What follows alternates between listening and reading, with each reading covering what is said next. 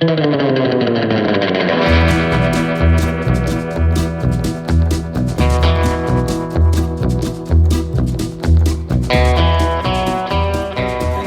docket of history is never cleared in one sitting.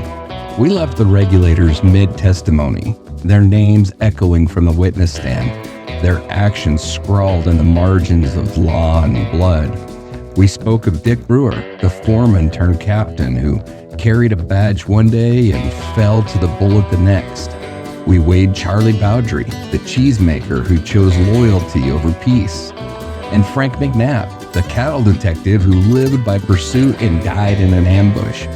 We closed with Josiah Gordon Doc Scurlock, the philosopher with a revolver, a man stitched together words and wounds in equal measure. Their cases have been heard, their verdicts recorded. But the regulators were not a trio, nor a quartet.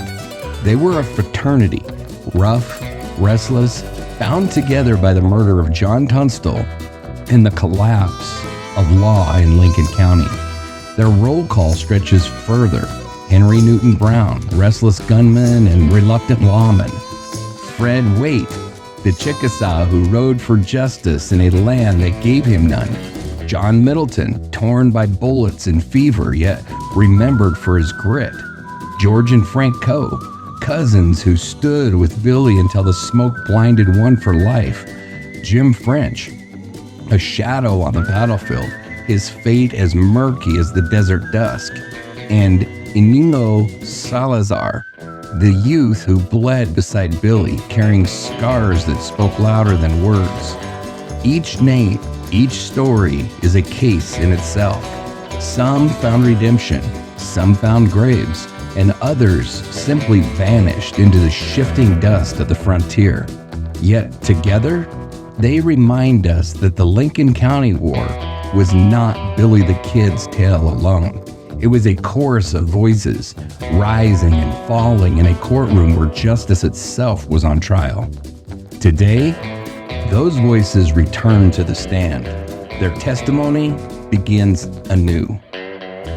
Hey, Angela, how's it going? Hey, John, it's all right. How are you? Yeah, I'm doing all right. I mean, it's a bit of a stressful, chaotic existence I got going right now, so Yeah, I know as far as keeping up with our regular schedule, I'm doing the best I can. through it. But so, I'm doing the best that I possibly can, but it just is what it is. I mean, there's just nothing I can do about it at this point. Well, we're trucking along, so it happens as it happens. Yeah, that's The way it's supposed to happen. pretty much how it is, and there's no other way to do it, so there you have it. But we're ready for this new segment into our Gallows and Gunfights. We actually better be, because I'm getting people asking me, where's part 2? Yeah, this one seems like, So- like people are enjoying this, which Yeah. is cool. That's exciting to me. So Yeah, my history-loving people are like, where's part 2? yeah. And by the way, the trouble I got in last time for having not seen Young Guns Yes. has rained down upon me from other avenues as well. That's So, it. oh yeah. Other people are angry with me for it. Not as bad as that I haven't seen Forrest Gump, but probably all of the listeners are ripping their hair out now.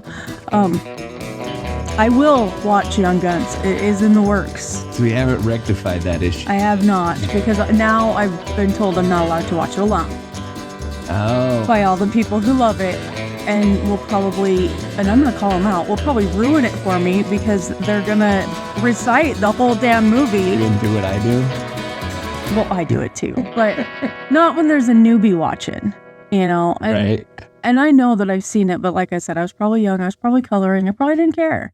Right. Yeah. So, Well, as long as it's in the works, I highly recommend it. I'm going to throw some duct tape over some mouths and let them sit there and watch it with me, but You might have to do they that. don't get to talk.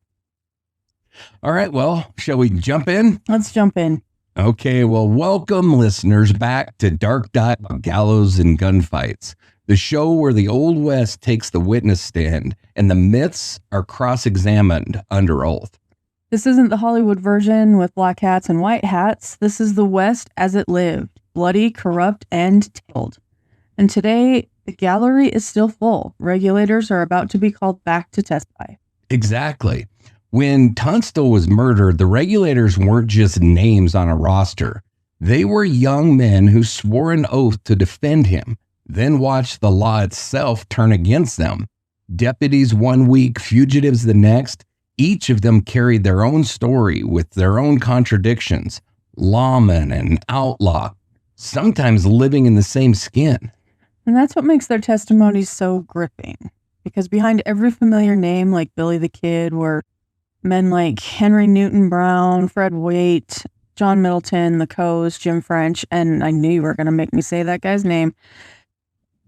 Yginio Salazar? Yginio, I think. But it looks like my name is Inigo Montoya. You killed my father, my parents. Anyway, some found redemption, some were broken by the war, and others slipped into legend or obscurity. So if you're listening on Spotify, Apple Podcasts, YouTube, wherever you find us, be sure to subscribe, leave a review, and share the show with someone who loves real history told without the varnish. Your support keeps the courtroom open and the cases rolling. Because these aren't just stories about gunfights. They're about power, loyalty, betrayal, and the fragile line between law and lawlessness. And with that, court is in session once again. The regulators take the stand. So as we learned in the last episode, Doc Scurlock laid down his guns and found peace, but not every regulator could escape the orbit of blood and retribution. Some were chained to violence, pulled back into it no matter how far they tried to ride. One of those men was Henry Newton Brown, orphan, gunman, lawman, and outlaw. His life was a pendulum swing between order and chaos, ending with a noose and a bullet in a Kansas town square. The charge? A restless soul of the frontier who traded one badge for another and paid for it in blood. Henry Newton Brown was born in 1857 near Rolla, Missouri, orphaned young and raised by relatives. Like many boys with no roots, he looked west. By his teens, he was a cowboy on the Texas plains, hunting buffalo, drifting from herd to herd, learning the habits of the saddle and the rifle. Somewhere in those years, a gunfight claimed a man's life at his hand. The details are scarce, but it was the first sign that Brown's life would be measured in violence. In 1876, he rode into New Mexico territory.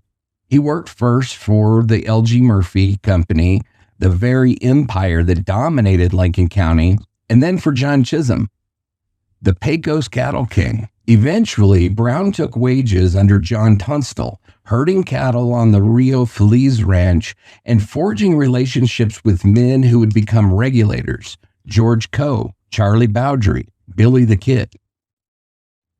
When Tunstall was ambushed and killed in February of 1878, Brown stood ready with the rest. He was among the first to ride with the regulators, sworn in under Dick Brewer to avenge their murdered employer.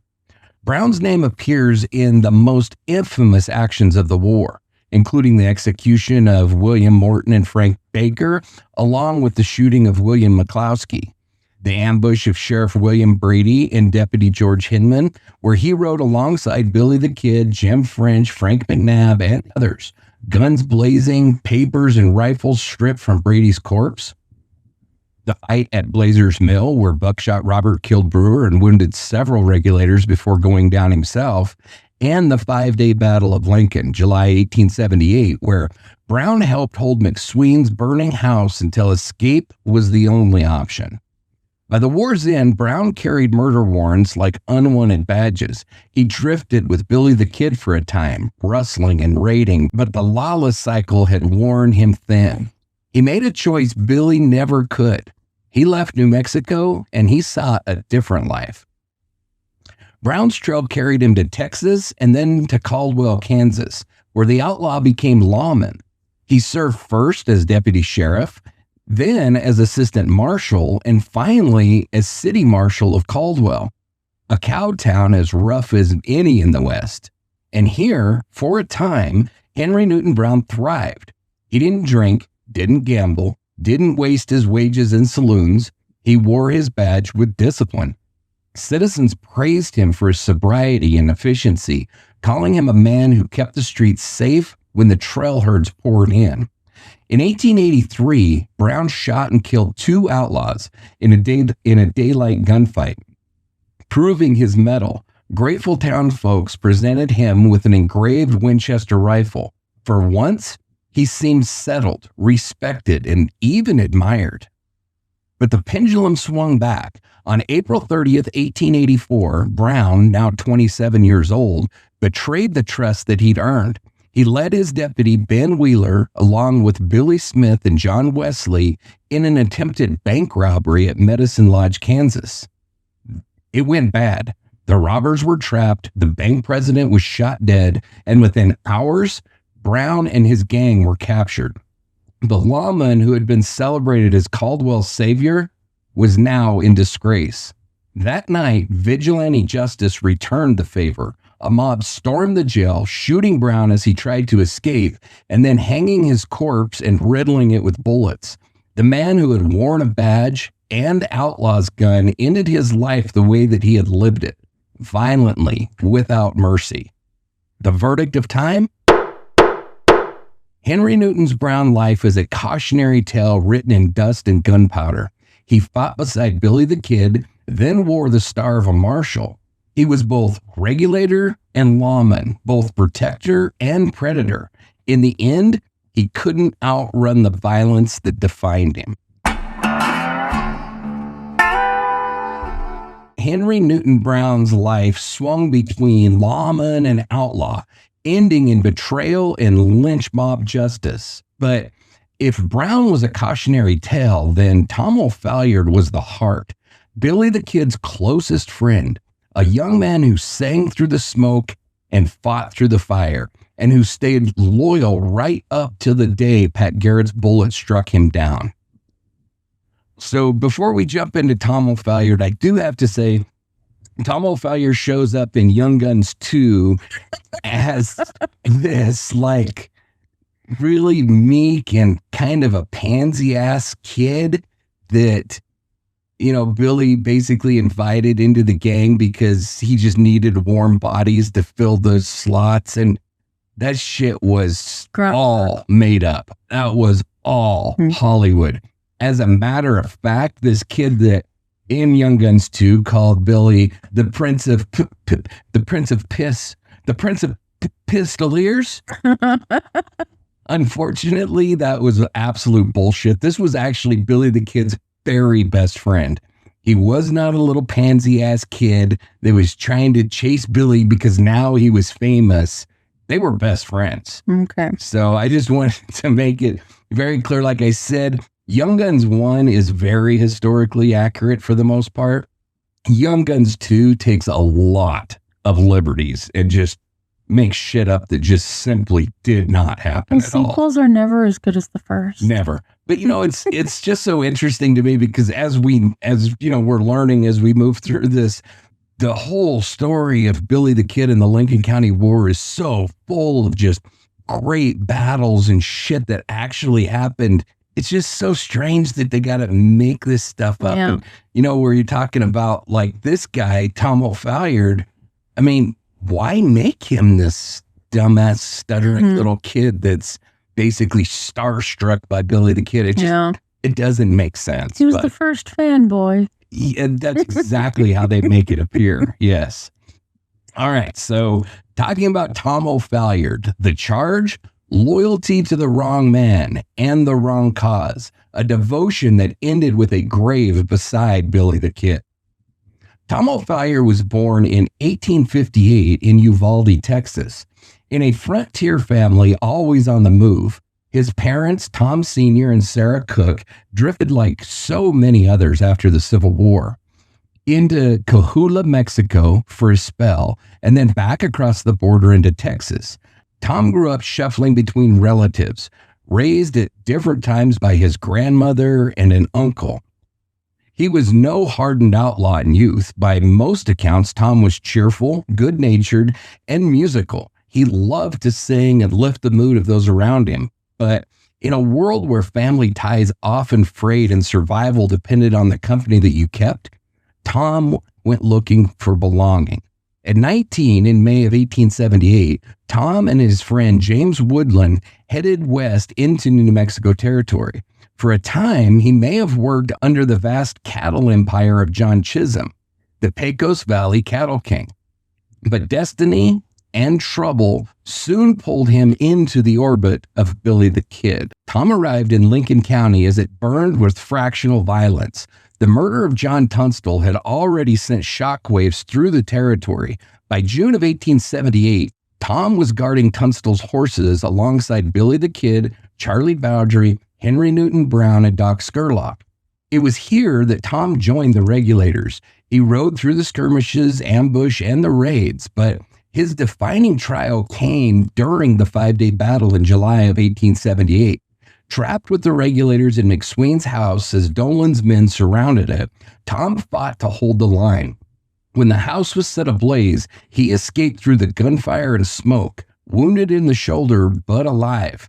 Susan McSween later remembered Tom for his liveliness amid the Regulators. While others carried grim faces, Tom cracked jokes, sang tunes, and brought a kind of levity to men half broken by loss.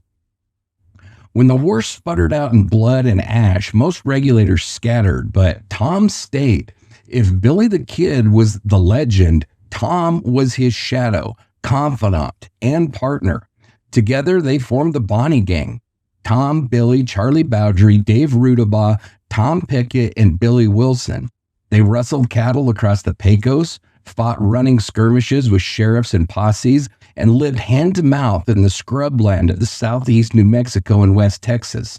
Tom's loyalty was ironclad. He shared Billy's hardships, his narrow escapes, and his fugitive laughter. Unlike some of the Kid's companions, Tom wasn't chasing infamy. He was following a friend. By late 1880, the noose was tightening. Sheriff Pat Garrett had sworn to bring Billy down, and his posse hunted the Bonnie Gang relentlessly. On December the 19th, 1880, they cornered the outlaws near Fort Sumner. Tom stepped out to tend the horses and was caught in a crossfire. A bullet tore through his chest. Carried inside, he lingered for about 45 minutes. Witnesses said that he never cursed, never cried out, just breathed shallow and stared into the dark until death claimed him. He was buried at Old Fort Sumner Cemetery alongside his comrades Charlie Bowdry and, within months, Billy the Kid himself. Tom O'Phalliard was no notorious outlaw, no calculating leader. He was remembered instead for loyalty, cheer, and courage. In a time where friendships were fleeting and alliances bought with coin, Tom gave Billy the Kid something rarer, companionship that didn't falter. The verdict of history? Tom O'Phalliard died because he stayed true to his friend, to his chosen family, to a cause that could never last. But in the gallows ledger of the Old West, he is remembered not as a killer, but as Billy the Kid's most faithful friend. Tom O'Phalliard's loyalty made him Billy the Kid's shadow, but loyalty ran even deeper among blood kin.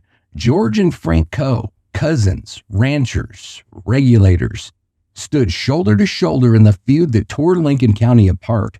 Their story isn't just one of bullets and ambushes, but of survival, testimony, and the uneasy conscience of men who lived long enough to remember. The charge?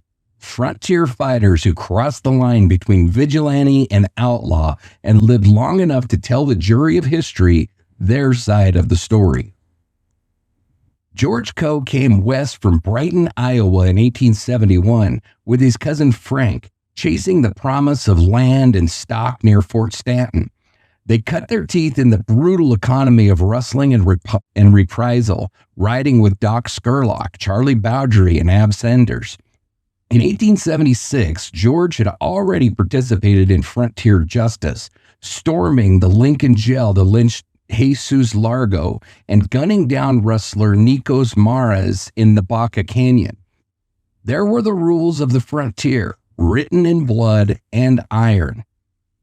When the Lincoln County War erupted, George was swept in after an arrest by Sheriff William Brady. He threw in with the Regulators, siding with McSween and Tunstall against Murphy and Dolan's monopoly.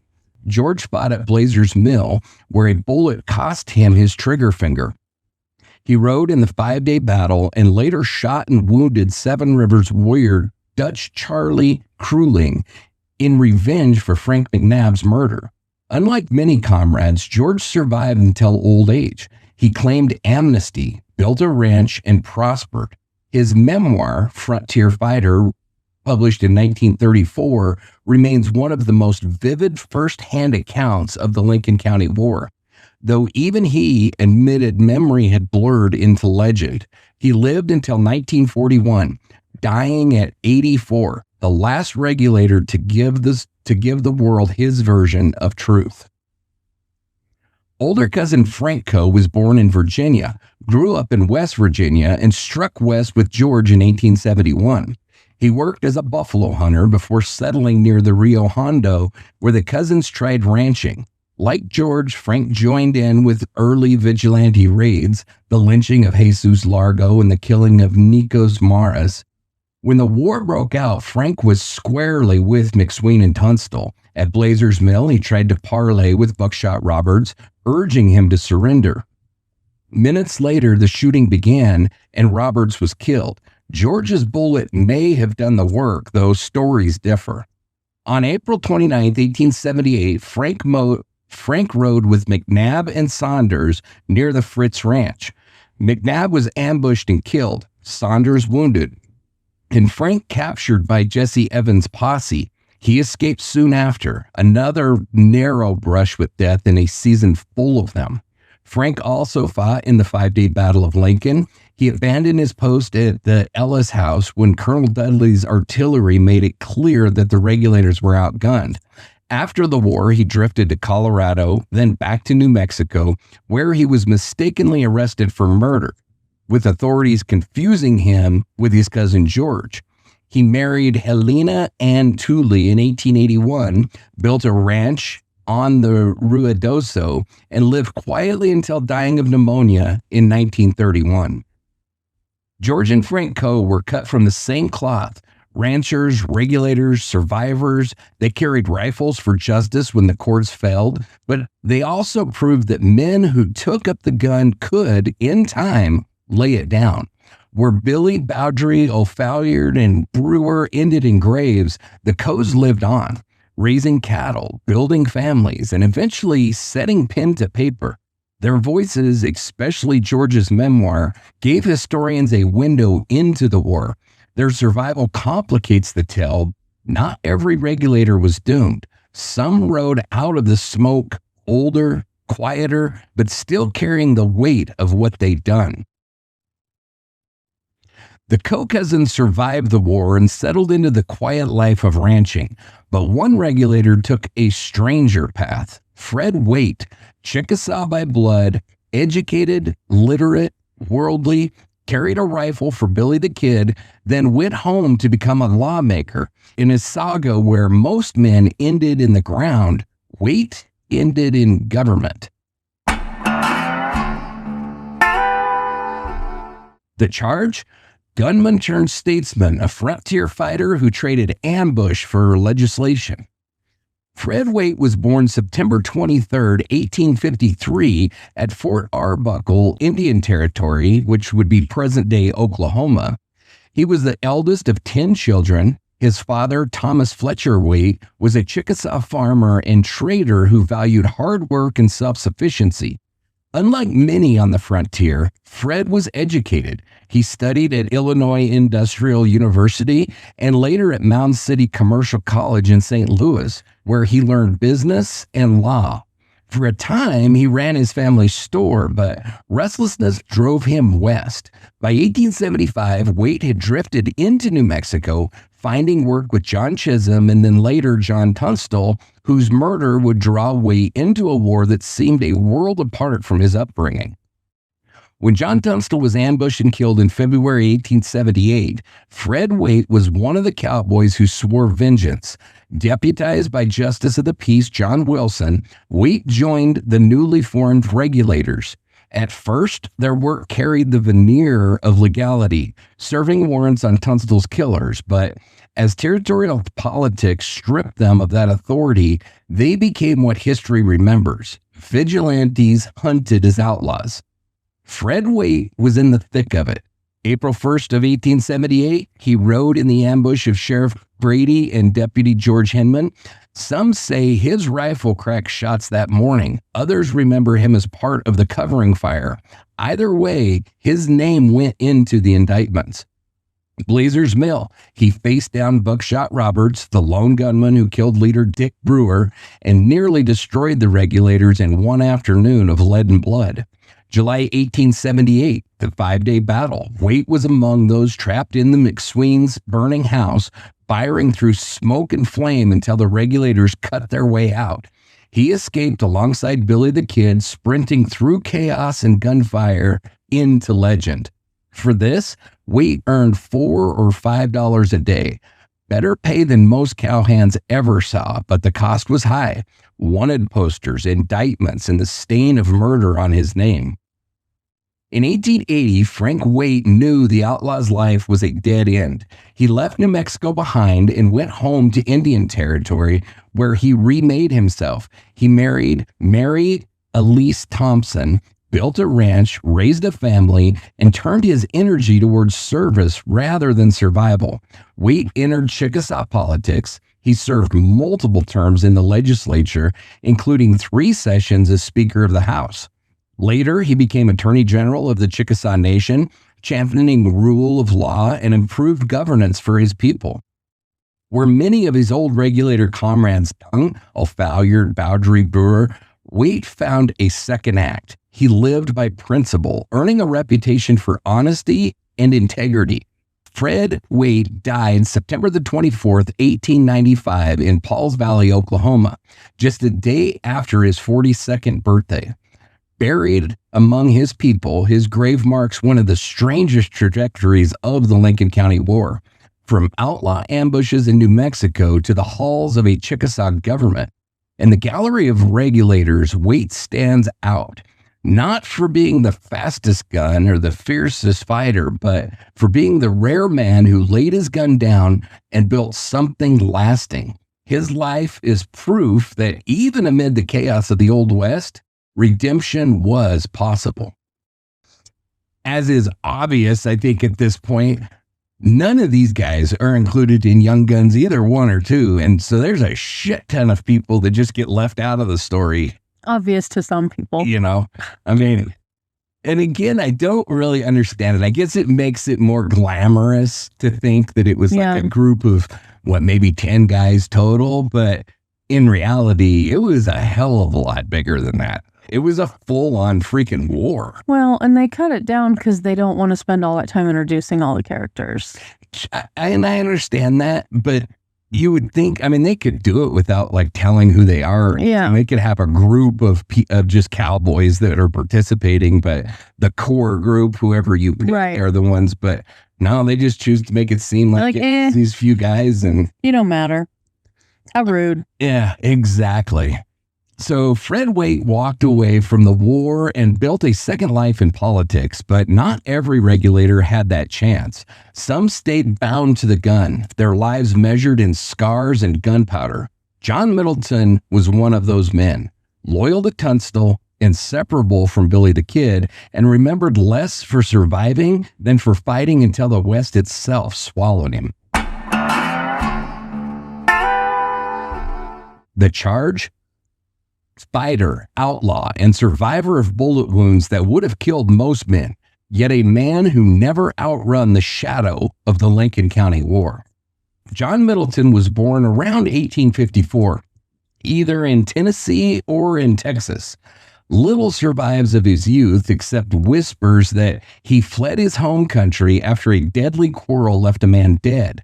By the early 1870s, he had drifted west into New Mexico territory, heavy-set, swarthy, with black eyes under a thick mustache. Middleton earned his keep as a cowboy.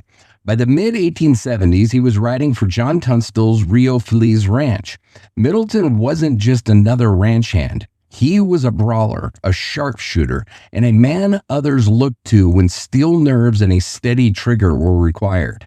When John Tunstall was gunned down on February 18, 1878, Middleton was there.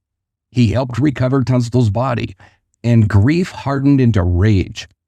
That same night, Middleton joined the corps of riders who became the Regulators, sworn to avenge their murdered employer and bring his killers to justice. From that moment on, Middleton was in every major clash of the war. Morton and Baker's capture on March 9, 1878. Middleton rode with Dick Brewer, Billy the Kid, and others to arrest Morton and Baker, accused in Tunstall's death. Both men were killed on the trail under murky circumstances. Middleton's hand in their deaths is debated, but his gun was certainly present when justice turned into blood. The ambush of Sheriff Brady, April 1st of 1878. Middleton crouched alongside Billy the Kid, Jim French, and Frank McNabb in the dust of Lincoln's main street. Their volley cut down Sheriff William Brady and Deputy George Hinman in broad daylight. Brady was riddled with more than a dozen bullets. Middleton was indicted for murder, forever branded an outlaw in the eyes of the law. The gunfight at Blazer's Mill on April 4th, 1878, Middleton faced Buckshot Roberts, a one-man army who stood off the Regulators. A bullet tore through Middleton's chest, ripping him open and nearly killing him. While Dick Brewer fell dead in the fight, Middleton somehow lived, though the wound would haunt him for the rest of his short life. The 5-day battle, July of 1878, Middleton was holed up with Doc Scurlock, the Coe cousins, Charlie Bowdry, and others in the Ellis house, exchanging rifle fire across the streets of Lincoln while McSween's home burned. He escaped under cover of night, another survivor marked by fire and lead. With indictments hanging over him and scars that never truly healed, Middleton left the Regulators. He drifted north into Texas and Kansas, hoping for peace. He married Maria H. Colcord, tried his hand at ranching, and even received money from John Tunstall's father as compensation for his service. For a time, it seemed like he might succeed where so many others failed, carving out a life beyond the feud. But fate had other plans. Accounts of his end are contradictory. Some say that he died of smallpox in San Lorenzo, New Mexico in 1882. Others claim that he succumbed to his old chest wound in Kansas in 1885. Either way, he was gone before age 35, another casualty of the war's relentless toll. John Middleton's story is written less in victories than in survival. He stood at Tunstall's side, rode with Billy the Kid, bled in Lincoln, and outlived many of his brothers in arms, only to fade into obscurity. For the people of Lincoln County, he was one of the hardest fighters of the Regulators, a man with fists as quick as his pistols, who carried his scars until the end. For us, his story shows what the Lincoln County War made of men: loyal cowboys turned killers, survivors who found no peace, shadows etched into the legend of the Kid. John Middleton left Lincoln carrying scars that would never heal, but some men didn't just survive the gunsmoke, they became part of it. Among the Regulators, none was more fearsome and none more mysterious than Jim French. Big, brooding, and dangerous, he appeared in Lincoln like a storm and vanished just as suddenly, leaving behind questions that historians still can't answer. The charge? Outlaw, gunman, enforcer of the Regulators' vengeance, and a ghost in the historical record. Almost nothing certain is known of Jim French's early life. Some say he hailed from Texas, others from the Deep South. There are suggestions that he may have been a mixed African American or native ancestry, a fact that, if true, made him stand out even more in Lincoln County, where ethnic tensions already simmered. What is clear is his presence. French was big, powerful, and volatile. He was quick to fight, quicker to shoot, and utterly loyal to his friends. In a world where reputation mattered as much as fact, French's sheer size and ferocity made him a man to be feared. No photograph survives of him, no solid record of his family or his death. He remains one of the greatest enigmas of the frontier. Jim French rode into legend alongside Billy the Kid, Dick Brewer, Charlie Bowdry, and the Coe cousins. From the moment John Tunstall was murdered in February of 1878, French took up the cause of vengeance. Blackwater Creek, March 9th, 1878. French was there when the Regulators captured William Morton and Frank Baker and William McCloskey. All three ended up dead, their bodies left in the dust. French's exact role is debated, but his gun was certainly part of the violence. The ambush of Sheriff Brady on April 1st, 1878. French helped plan and execute the attack that killed Brady and Hinman. After the gunfire, he and Billy the Kid broke cover to search Brady's body for documents and arrest warrants. In the exchange, French was seriously wounded by Deputy Bill Matthews. Friends smuggled him out of town, saving his life. Blazer's Mill on April 1st. Barely recovered, French fought in the gun battle with Buckshot Roberts. April 4th. What did I say? First. April 1st, April 4th. Oh, these dates, man. Now, April 4th, and was one of the bloodiest shootouts of the war. He survived, though Regulator leader, as we've talked about, Regulator leader Dick Brewer did not. And then obviously he was also part of the 5-day battle, and he was in the McSween house during that battle, trapped with Billy the Kid and the last Regulators. When Murphy Dolan gunmen demanded to see their legal authority, French shouted back, "Our warrants are in our guns, you sons of bitches." It was a defiant declaration that summed up the war itself. Law had failed and justice lived only at the barrel of a Winchester. As the flames closed in, French and Billy led the desperate escape, bolting through the gunfire while Alexander McSween was cut down in the yard.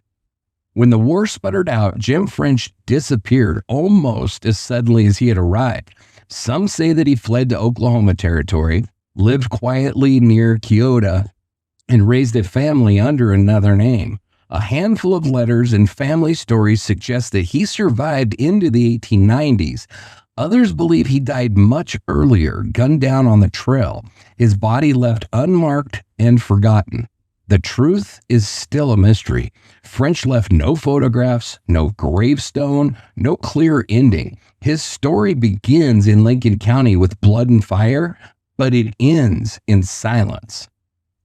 Among the Regulators, French was one of the fiercest. He was there in every major fight, from Brady's ambush to the burning of the McSween house. His loyalty to Billy the Kid was unquestioned. His willingness to shed blood was absolute. But it is the absence of answers that makes Jim French legendary. Who was he, really? Where did he go? Did he die on some forgotten trail or live out his days in quiet obscurity? What we do know is this. When the Regulators fought their deadliest battles, Jim French was always in the thick of it, roaring, bleeding, firing back until the smoke cleared. He was both a man of flesh and blood and a phantom whose story haunts the records of the Lincoln County War. Helped you. It's pronounced Yginio. Yginio? Yginio. Yginio. E-G-I-N. I would have never guessed that. I just looked it up. I would have never guessed that. Yginio. Yginio. Awesome. Well, thanks, because he's next. So that's why I looked it up. Jim French vanished into mystery, his trail swallowed by time. But another Regulator, one younger, quieter, and cut from a totally different cloth, lived to tell the tale. His name was Yginio Salazar. Unlike most of his brothers in arms, he did not vanish in a blaze of bullets or into the shadows of outlawry. He survived long enough to see his friendship with Billy the Kid etched on his tombstone, long enough to watch the legend grow around him. The charge? A young Hispano rancher drawn into the war for justice, scarred by gunfire yet destined to outlive the age of gunmen and walk as one of its last witnesses. Yginio Salazar was born on February the 14th, 1858. Some records say 1863. It's kind of a gap. Yeah, I know. It's crazy when you're looking back at these records and trying to figure this shit out, because some of it is like huge gaps. Who's telling the truth? Yeah, it's nuts. But he was born near the Hondo River in Valencia County, New Mexico Territory. He was the son of Teofilo and Paula Salazar. Raised in the rough rhythms of Hispano frontier life, his father died early and his mother remarried, moving the family close to Lincoln. He grew up in a large household, learning to ride, rope, and shoot with the ease of boys born in the saddle. But he was more than a ranch kid. He was also a fiddler, literate in English and Spanish, and a young man with both charm and grit. Those traits would later place him in the orbit of Billy the Kid. By his teens, Yginio had already crossed paths with the legendary outlaw to be. He was hired to play fiddle at a dance in Fort Stanton where Billy and other cowboys gathered. The two struck up a friendship that endured. Billy became something of a mentor, and Salazar admired him as bold, older brother figure. That bond would carry Salazar into the crucible of the Lincoln County War. When John Tunstall was murdered in February 1878, Salazar joined the Regulators. Though younger than most, he carried his weight in the saddle. His defining moment came during the 5-day battle in Lincoln in 1878. Alongside Billy the Kid, Jim French, Doc Scurlock, and the others, he was trapped in McSween's house, surrounded by Dolan's hired guns and Colonel Dudley's soldiers.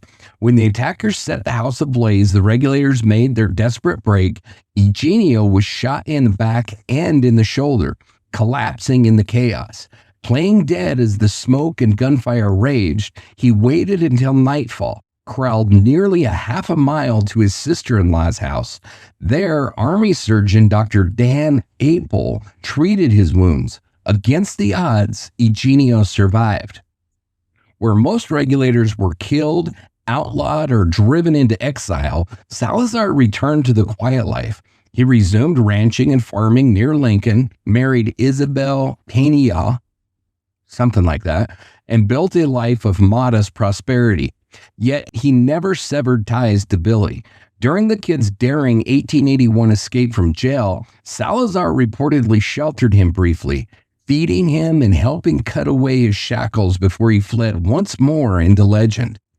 Unlike Billy, Bowdry, O'Phalliard, and so many others, Yginio lived to see the turn of the century. He became a respected rancher, active in church and community life. He spoke both English and Spanish, straddling two cultures that often clashed in the territory.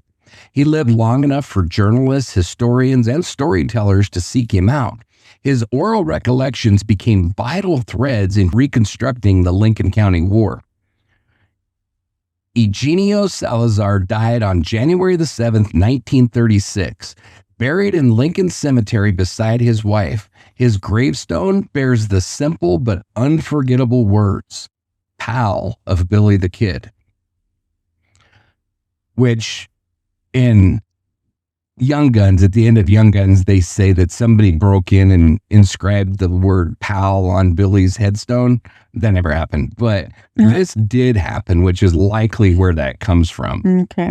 So Salazar's story is singular. He was the lone Hispano Regulator to live out his life in peace, a bridge between cultures in a war often framed as Anglo versus Irish, and one of the last living links to Billy the Kid, carrying memories into the age of automobiles and radios.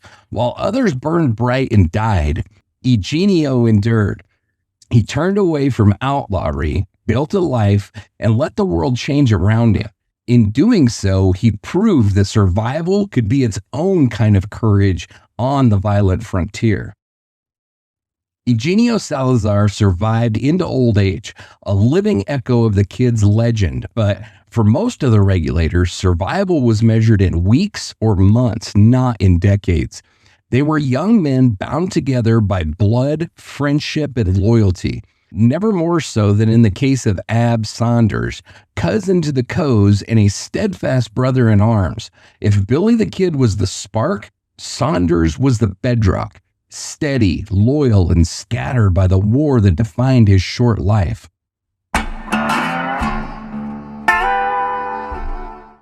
The charge? A rancher turned fighter who carried a bullet through his hip for the rest of his life and whose loyalty stitched together the heart of the Regulators.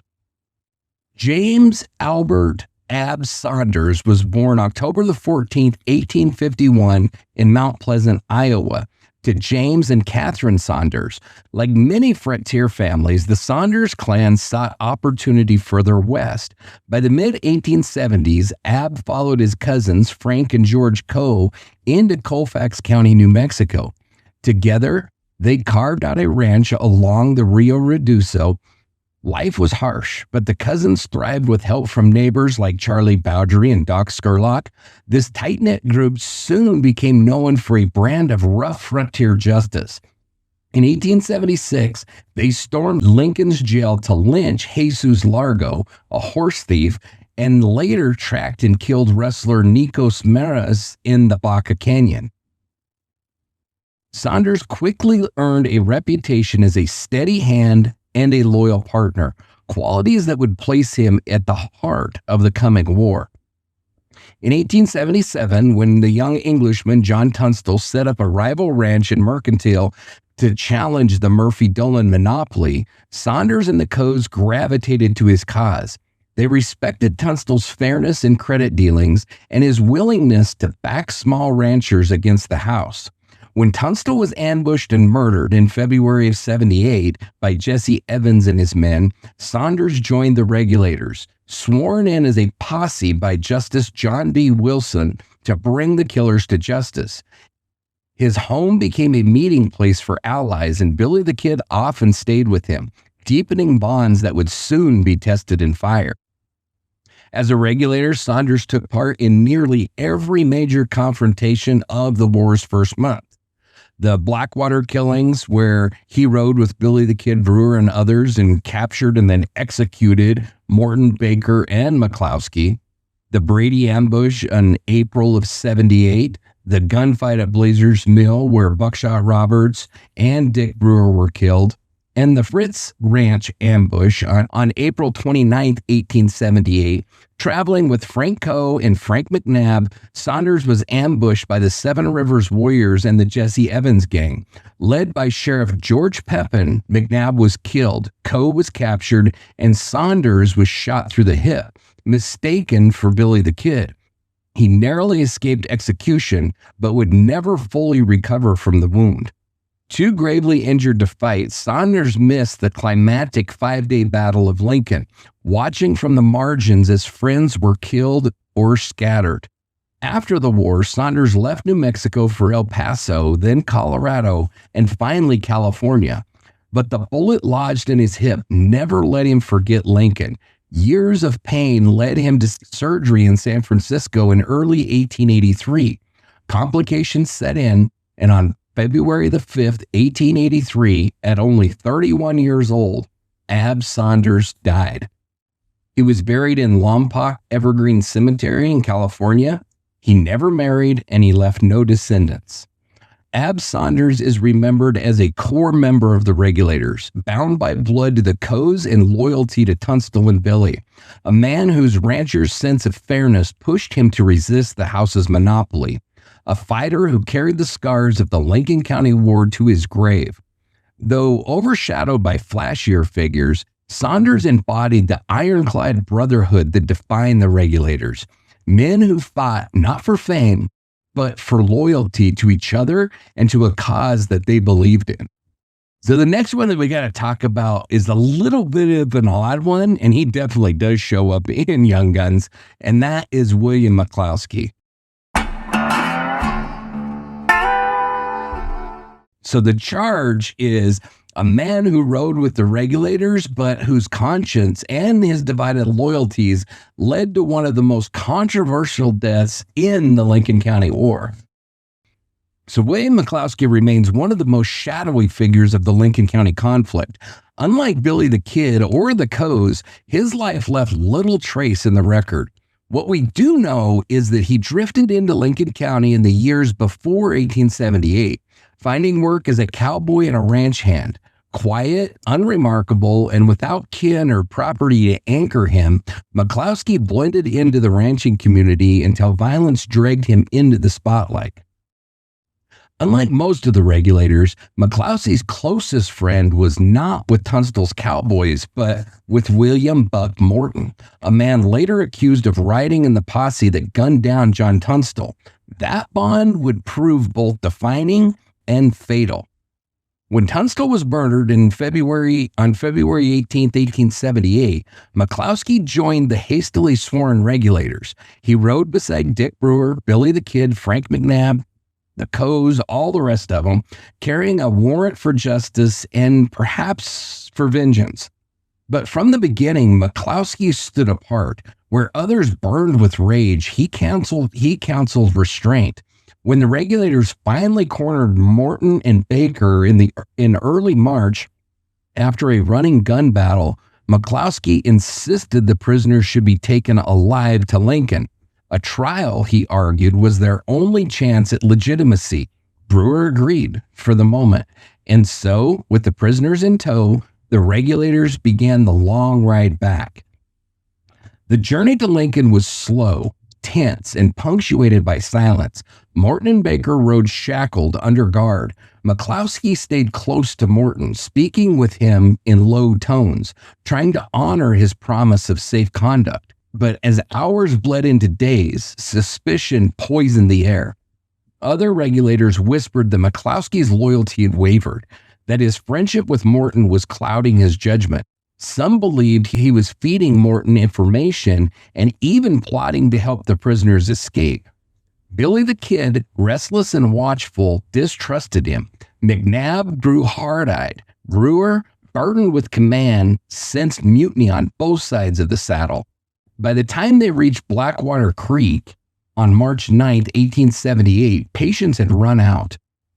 The accounts diverge, but the conclusion is the same. 3 men died that day.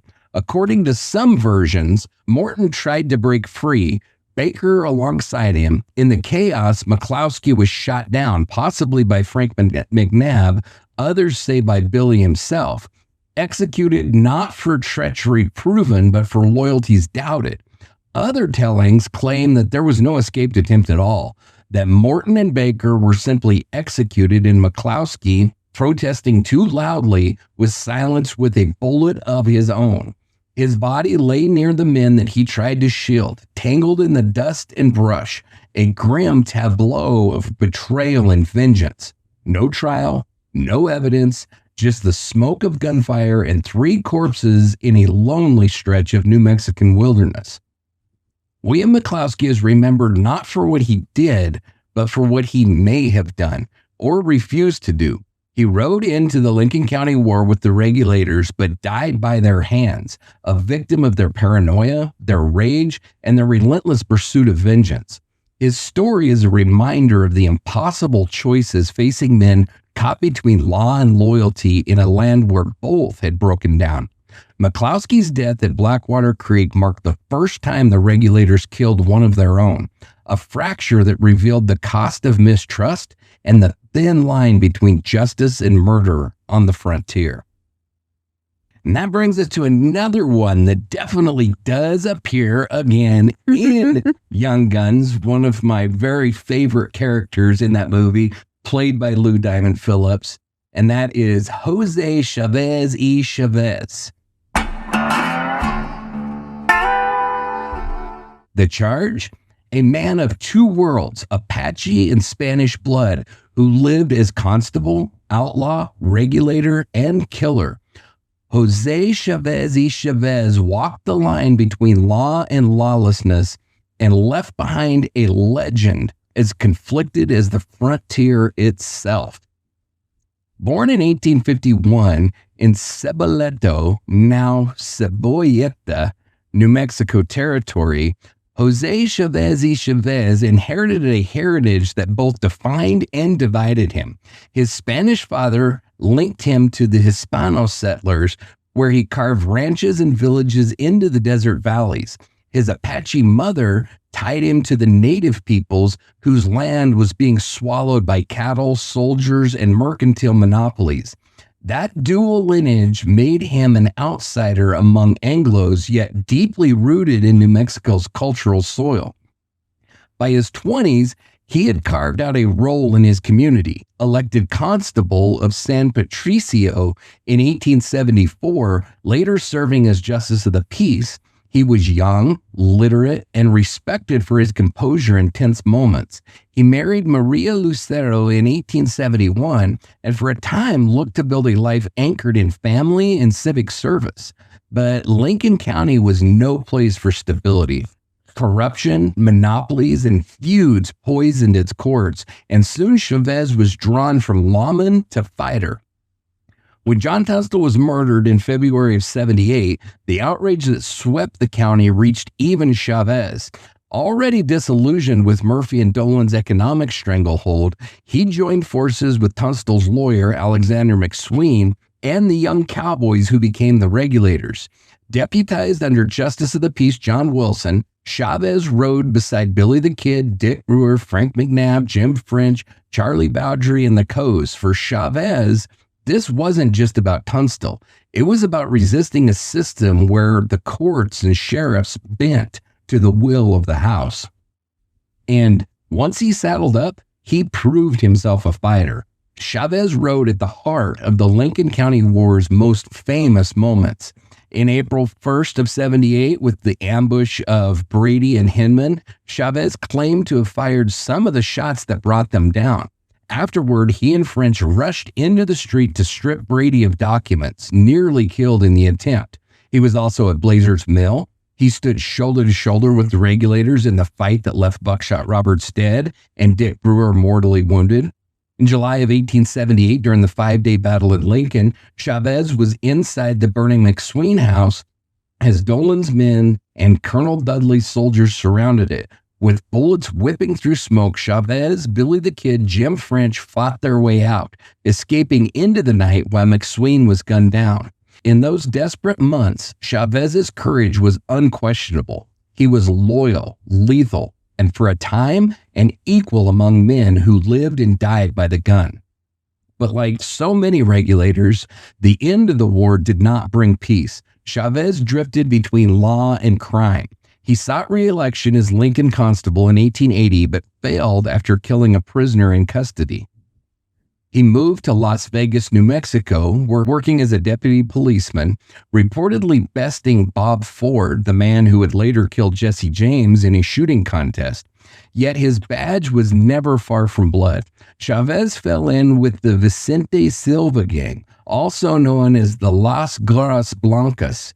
Notorious for mob-style violence, fence-cutting, and vigilante justice, that blurred into outright crime.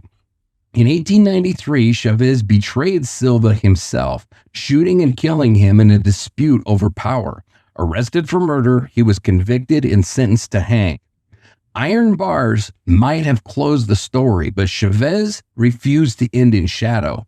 While in prison, he helped suppress a riot, saving guards and prisoners alike. The act earned him clemency. His death sentence was commuted to life, and in 1909, Governor Miguel Otero paroled him. Chavez settled near Milagro, New Mexico, living out his final years quietly, farming and ranching. He died on July 17, 1924. His grave, a reminder of a man who lived through the worst chaos of frontier New Mexico and outlasted nearly all who had fought beside him. Jose Chavez y Chavez's life defies simple categories. He was a lawman, elected constable, charged with upholding peace. He was a regulator, firing his gun in defense of Tunstall's case. He was an outlaw, standing with Silva's gang in Las Vegas. He was a killer and a survivor who escaped death sentences and mob justice alike. And always, he was a man of New Mexico, Apache and Spanish, straddling identities in a world where prejudice, monopoly, and violence left few pure choices. And that brings us to Robert or Bob Windeman. The charge?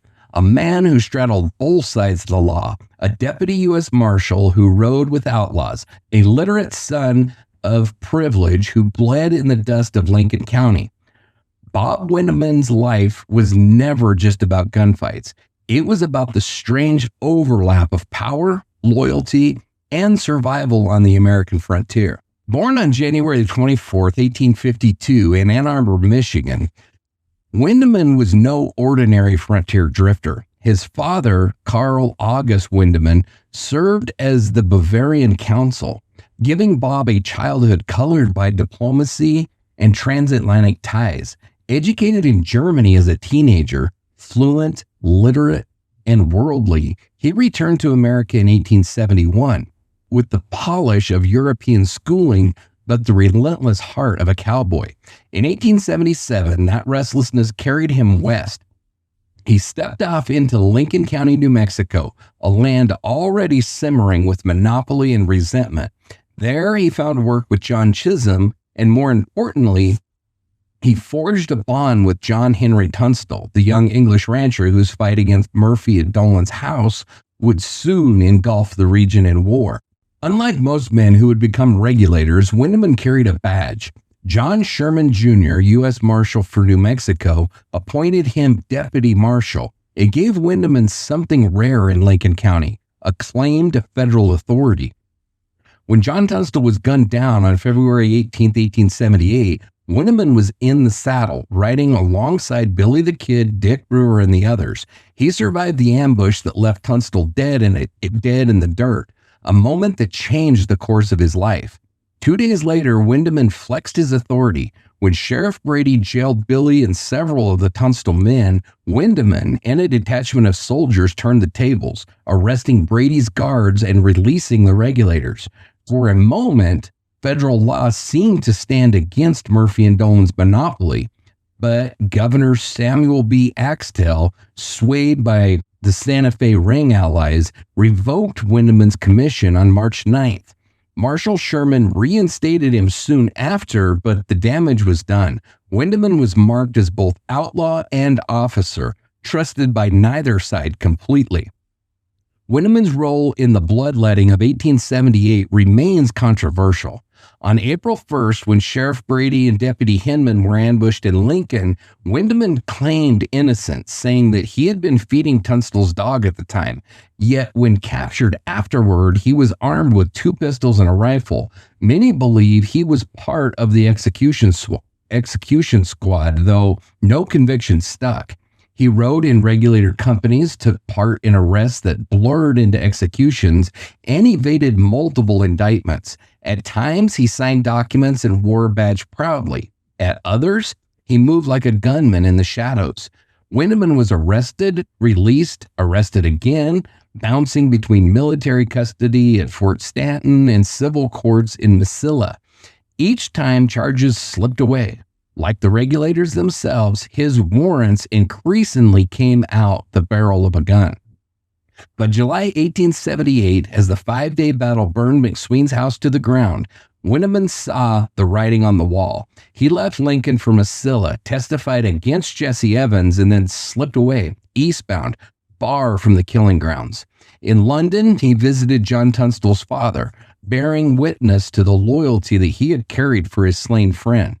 Then he settled in Haverstraw, New York, married Albertine Salyer Lemke, raised 4 children, and built a quieter life.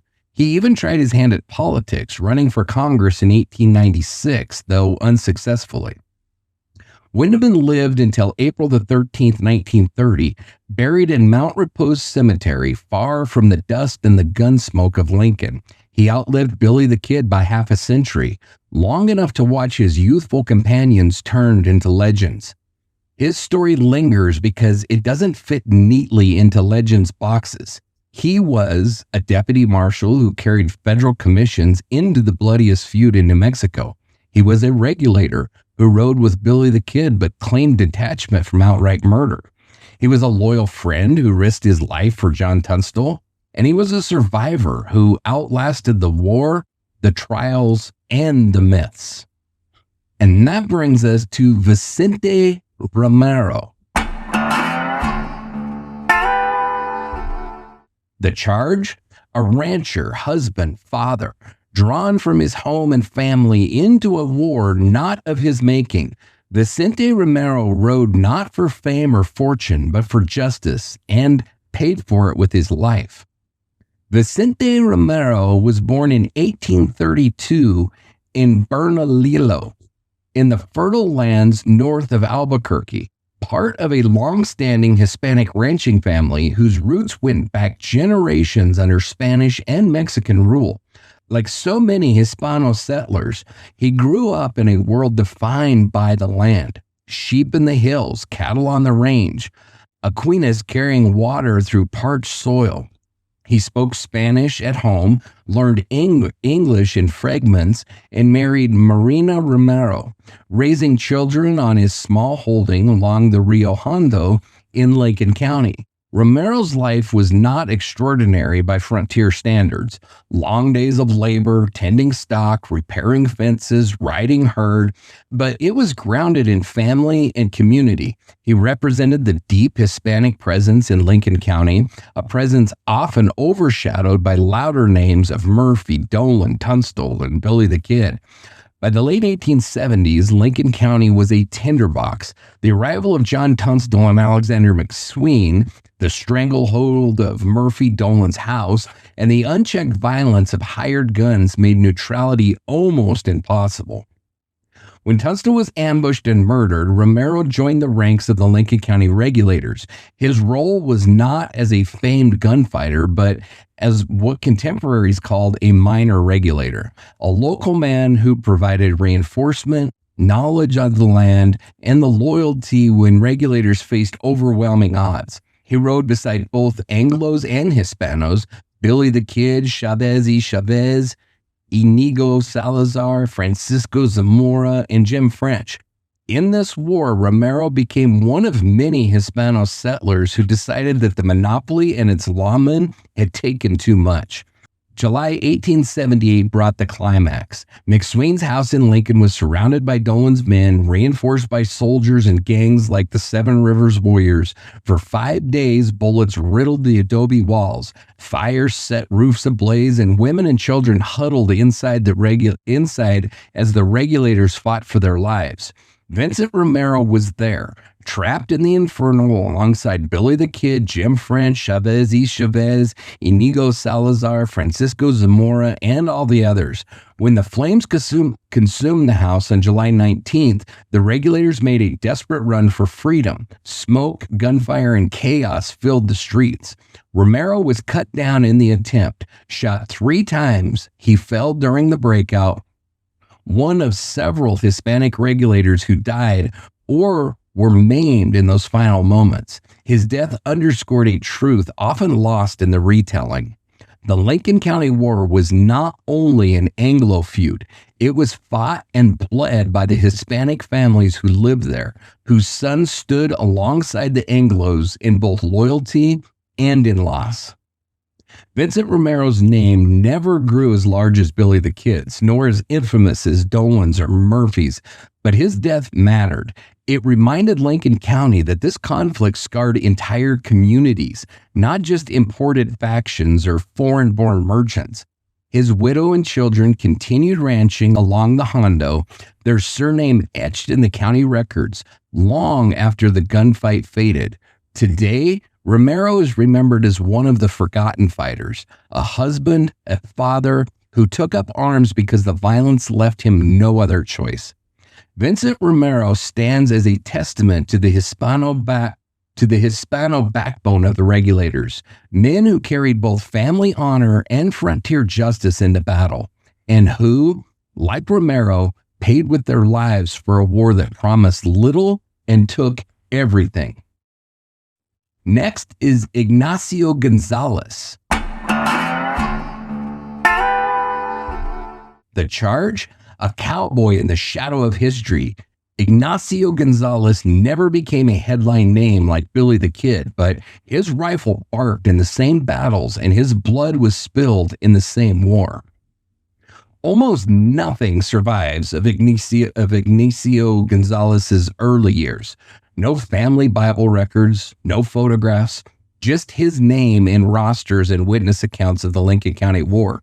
What little we know suggests that he was a local Hispano vaquero, working as a cowboy in the Rio Hondo Valley. Like so many others, Vincent Romero, Francisco Zamora, Yginio Salazar, Gonzalez's ties to the land and the daily struggles of ranch life pulled him into a conflict that reached far beyond his household. When John Tunstall was murdered, Yginio threw in his lot with the Regulators. To the young Hispano ranch hands, Tunstall's promise of fair prices and honest credit were more than business. They were survival. Gonzalez picked up a rifle, saddled his horse, and rode under the Regulator banner. Yginio Gonzalez's name surfaces during the bloodiest months of the feud. He fought shoulder to shoulder with Billy the Kid, the Coe cousins, Doc Scurlock, Jim French, and Charlie Bowdry, one of the many young men willing to risk everything in the name of loyalty and vengeance. He was at the 5-day battle, and Gonzalez was one of the defenders trapped in the McSween house. With bullets chewing through the adobe and flames rolling across the roof, Gonzalez held his position as Dolan's men and Colonel Dudley's soldiers closed in. On the night of July 19th, when the Regulators made their desperate break from the Inferno, Gonzalez was hit in the right arm by a bullet. He managed to stagger clear, wounded but alive, a survivor where others, including McSween and Vicente Romero, fell. In August of 1878, during the Mescalero Agency skirmish, so weeks after Lincoln burned, Gonzalez was counted among 19 Regulators who rode out toward the Mescalero Apache Agency. Splitting off from Fernando Herrera and Antimacio Martinez, Gonzalez found himself in a firefight with an Apache hunting party, a chaotic clash that underscored how fragile peace remained in the territory. Beyond these mentions, the record falls silent. Gonzalez fades from history, his later years untraced.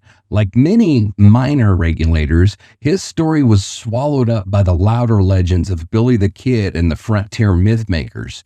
Yginio Gonzalez's name survives as a reminder. The Lincoln County War was never just the tale of outlaws and cattle kings. It was fought in the sweat, wounds, and deaths of ordinary Hispano ranch hands who stood their ground when monopoly and corruption closed in. Gonzalez never wrote memoirs. He never lived to see himself turned into a dime novel legend. But his place in the rosters, his scar from the 5-day battle, and his fleeting role in the fight for Lincoln mark him as one of the forgotten men whose lives carried the weight of the frontier violence. Yginio Gonzalez, shot, scarred, and nearly erased, still stands in the long line of men who gave flesh and blood to the Lincoln County War.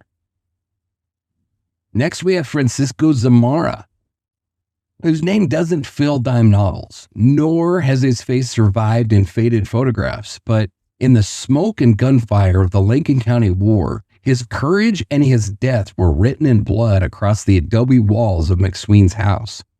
Like so many New Mexican vaqueros, Francisco Zamora's early life remains hidden in the folds of forgotten census records and oral tradition.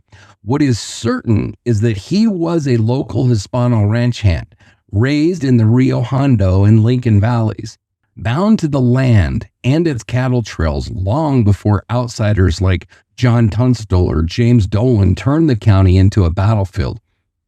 When Tunstall was murdered, Zamora, like Vicente Romero, Yginio Salazar, and Ignacio Gonzalez, sided with the English ranchers' allies. For Zamora and other Spanish-speaking ranchers, the house meant debt, unfair prices, and intimidation. Joining the Regulators was not just about loyalty to Tunstall. It was about standing up against monopoly that threatened their very survival. By July of 1878, Francisco Zamora found himself barricaded inside Alexander McSween's adobe home in Lincoln. With him were some of the most storied figures of the war: Billy the Kid, Jim French, Chavez y Chavez, Salazar, Romero, and all the others. Outside, Dolan's men, joined by Sheriff George Pepin's posse and supported by Colonel Dudley's soldiers, tightened the noose. For 5 days, Zamora and his companions endured constant fire. The hiss of bullets through adobe and the slow, choking smoke as the house was set ablaze on July 19th. As flames rolled across the roof and the walls collapsed, the trapped Regulators made their desperate bid for escape. Zamora was cut down in the attempt, hit 8 times in the withering crossfire. He died in the street alongside Vicente Romero, another Hispano Regulator who had staked his life on the cause. Only Yginio Salazar, though grievously wounded, survived to crawl away into the night. Francisco Zamora never lived to see the end of the war. His body, riddled with bullets, was one more sacrifice in a feud that pitted small ranchers and cowboys against monopolists with courts, sheriffs, and soldiers on their side. Zamora's story reminds us that the Regulators were never just Anglo drifters or legendary gunfighters. They were also local Hispanos, men rooted in New Mexico's soil who fought and died in defense of their communities. Though history often calls him a forgotten man, his death inside McSween's burning yard speaks louder than myth. He was one of the martyrs of the Lincoln County War, a cowboy who died for loyalty and justice in a world where both were in short supply. Next is John Scroggins. John Scroggins' name doesn't carry the weight of Billy the Kid, nor the tragic drama of Dick Brewer or Frank McNabb. But his presence in the ranks of the Regulators is a reminder of how many local cowboys, often nameless in history's pages, took up arms in the bloody storm that consumed Lincoln County. Very little is preserved about Scroggins' early life. Like many young men who gravitated toward Lincoln County in the 1870s, he was most certainly a ranch hand and cowboy, heartened by cattle trails and the ceaseless demands of frontier work. What is clear is that when the war ignited, Scroggins was among those who answered the call to ride with the Regulators, another minor regulator, but still a man who risked his life alongside everyone else. Scroggins' name enters the record at one of the war's most notorious gunfights, Blazer's Mill, on April the 4th of 78. There, the band of Regulators, Billy, Dick Brewer, Doc Scurlock, John Middleton, confronted the aging but deadly Buckshot Roberts. In the chaos of that shootout, Brewer was killed, several Regulators were wounded, and Roberts, though mortally shot, held off the posse with grim determination. Scroggins fought in the deadly exchange, placing him in the thick of the violence that defined the Regulators' struggle. His name appears again in the indictments that followed, charged with murder for Blazer's Mill alongside his comrades, a mark that shows that he was more than a hanger-on. He was legally recognized as one of the band, a man whose gunfire carried weight in the eyes of the law. What became of John Scroggins after Blazer's Mill remains unclear. Some accounts place him still in Lincoln County during later battles, perhaps even present during the 5-day battle in July, but official records grow silent. Like many of the forgotten Regulators, Scroggins seems to have drifted into obscurity once the dust settled, whether back to cowboying, to Texas, or simply into the anonymity of frontier life. John Scroggins represents the countless young men drawn into the Lincoln County War by loyalty, circumstance, or irresistible pull of survival. He wasn't a leader or a legend, but he was there. in the firestorm of Blazers Mill, standing shoulder to shoulder with men whose names would echo across history. His legacy is that of the forgotten gun, a reminder that behind every famous outlaw or lawman were riders like Scroggins, brave, often nameless, and essential to the story of the West's most infamous feud. And this next one, he just has a freaking cool name. Roscoe Rustling Bob Bryant. You just throw him in there because of his name. Yeah, absolutely. Roscoe Rustling Bob Bryant's name never rose to the heights of Billy the Kid or John Kinney, yet his violent career and bloody end capture the shifting loyalties, outlaw bravado, and chaos of the Lincoln County War. Very little is known about Bryant's origins. His first appearance in the annals of New Mexico history ties him to the John Kinney Gang, one of the territory's most notorious outlaw outfits. The Kinney boys made their reputation in the 1870s through cattle rustling, robbery, and hired gun work, drifting between the roles of gangsters and deputized enforcers depending on who was paying. Bryant earned his moniker, Rustling Bob, through a reputation for livestock theft, a trade that was as much economic sabotage as it was survival in a land where cattle meant power. He was never part of the Regulator inner circle, but in the blurred lines of 1878, he rode with them nonetheless. A gunman whose presence was felt in the storm of blood and smoke that defined the feud. Bryant's time in the war was marked by opportunism and violence.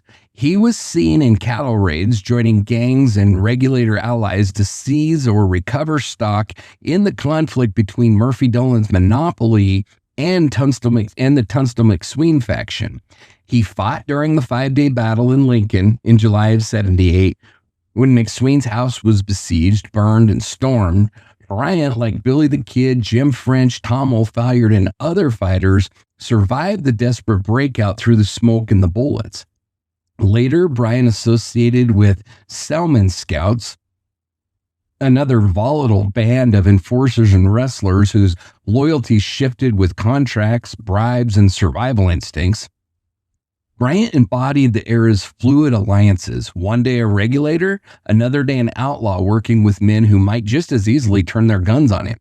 In September of 1878, Bryant's outlaw path ended the way that it had always seemed destined, in blood and betrayal. Near Seven Rivers, New Mexico, he was killed, most likely by Selman Scouts themselves. His body was discovered alongside Reese Golby and James Irvin, also believed to have been gunned down in the same wave of retribution. The message was clear. In Lincoln County, loyalty was temporary, and even the hardiest riders could be cut down without warning. Roscoe Rustling Bob Bryant remains one of the many forgotten men of the Lincoln County War. Those Rough Riders who shifted between factions, lived hard, and died young.